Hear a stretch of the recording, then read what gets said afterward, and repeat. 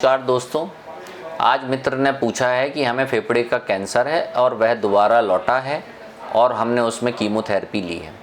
दोस्तों, कैंसर किसी भी स्टेज का हो, उसके विभिन्न प्रकार के तरीक़ों से इलाज होते हैं। उसमें सर्जरी भी है, कीमोथेरेपी भी है और सिकाई भी है। कभी कभी ज़रूरत पड़ने पे हम मल्टी मॉडलिटी का यूज़ करते हैं और पेशेंट्स को एक ओवरऑल सर्वाइवल देते हैं। कभी पेशेंट बहुत अच्छी लाइफ मिलती है, किसी भाई बहन को 5-5 साल तक एक overall survival, cancer free survival मिलता है। परंतु कभी कभी दुर्भाग्यवश वह कैंसर लौटता है, उसका बैड लक होता है। हम दोबारा में भी ये प्रयासरत रहते हैं कि वह किस स्टेज पे लौटा है। पेट स्कैन जैसी जांच के माध्यम से यह पता करते हैं कि वह सीमित है कि फैला हुआ है। यदि दोस्तों फैला हुआ होता है तो कीमोथेरेपी के माध्यम से उसको कंट्रोल करने की कोशिश करते हैं और उसके ओवरऑल सर्वाइवल को बढ़ाने की कोशिश करते हैं।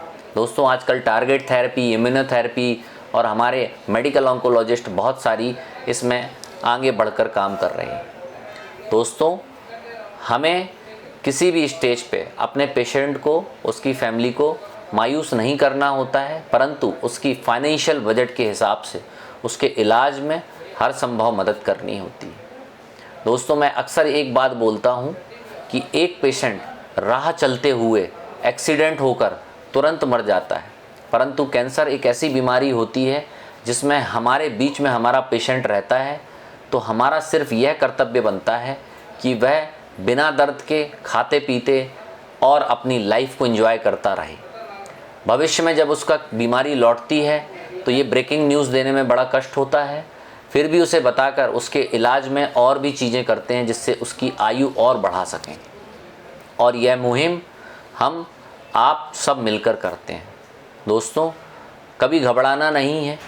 और ऐसे एग्जाम्पल सेट्स हैं मेरे पास में जो कि 4th स्टेज में होके, जिनकी लाइफ हम लोग बोल दें हार्डली 6 मंथ है, लेकिन वो फाइट कर साल 2 साल भी जीवित रहने का हौसला रखे हुए हैं और अपने बेसिक मेट्रोनोमिक कीमो के माध्यम से ही लंबा जी रहे हैं। तो हम सबको मिलकर कैंसर पेशेंट्स की साइकोलॉजिकल काउंसलिंग, उसका मोटिवेशन, यह भी अति आवश्यक होता है। कभी कभी 1st स्टेज का भी पेशेंट इतना नीरस हो जाता है कि वह अपने बीपी और शुगर से ही परेशान होकर साल 1.5 साल के अंतर्गत अपने आप को ख़त्म कर लेता है। मजबूत रहें, ईश्वर पे विश्वास रखें और अपने इलाज को सही समय एक्सपर्ट्स के अंदर लेते रहें। यही हमारी आपसे विनती है। धन्यवाद।